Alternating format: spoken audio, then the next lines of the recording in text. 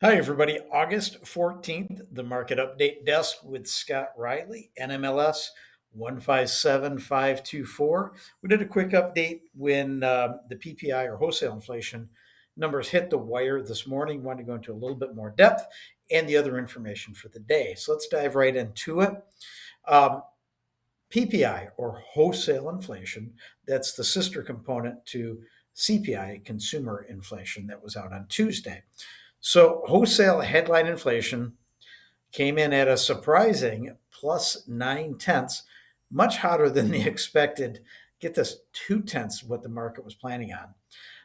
It does appear that tariffs are trickling into overall data, but it's very important to understand that when we're looking at CPI and PPI reports together, we can definitely derive that a lot of the costs are currently being absorbed within that supply chain, not necessarily at the consumer level. So there's a differentiation there.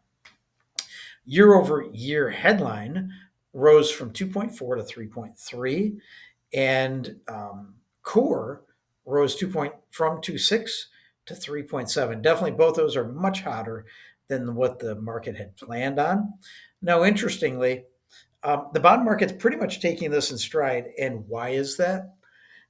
Not as many of the components within PPI as CPI flow through to the personal consumption expenditure report that'll come out later this month. That's the inflation gauge that the Fed pays the most attention to. Now, got some curious comments by one of the Fed members, Chicago Fed President Austin Goolsbee, and he is a voting member, spoke on CNBC and was a lot more hawkish than what he'd been in the past. He's done pretty much a 180-degree turn on some things, specifically the labor market, which are very curious comments in lieu of all the data that we're getting. His comments come after after the BLS report that showed significant weakness within it. He's seeming to focus only on the headline or U3 unemployment rate that rose from 4.1 to 4.2. But keep in mind, that was a whisker away from coming in at 4.3% on the rounding factor. Now, while it's okay historically, it's something that has been creeping up and is a concern.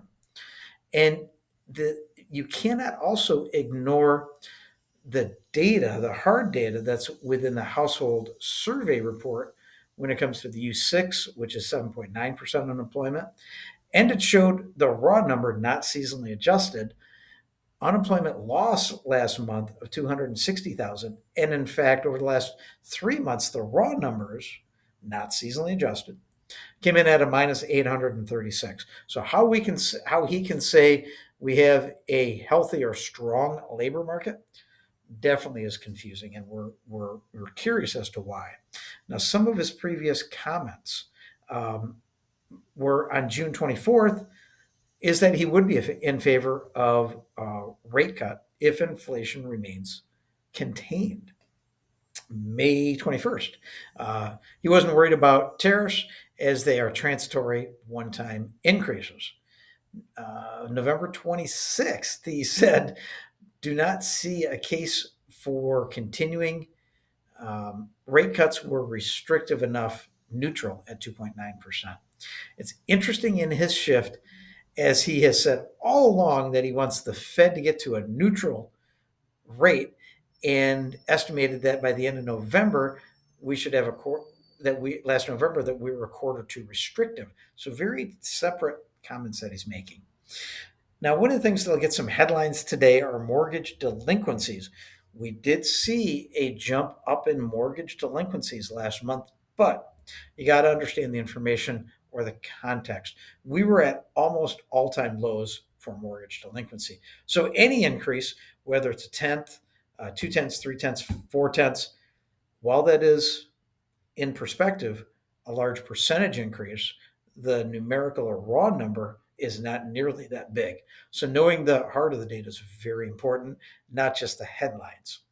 The market, when we talk about all this, the market's now factoring in about a 93% chance of a rate cut in September. I think that's penciled in. I think that's a given. Don't think it'll be a 0.5%. I think it'll be a quarter. And we're seeing a 50. We did see a drop in a second cut in October. I'm sorry, in September of a second rate cut, and dropped the chances of a third rate cut in November also. Jobless claims. Initial claims remained pretty flat. They were reduced by 3,000 to 224,000. Continuing claims continues to be a sticking point. It was down 15,000, but yet again, above that very important line of 1.9 million. In fact, it came in at 1.953 million for continuing claims. 10-year Treasury, like I said earlier, is taking all the PPI data in stride. In fact, we're only up 4 basis points on the 10-year Treasury at 4.2791. It is a little disheartening. We once again got to that very important level of 4.21.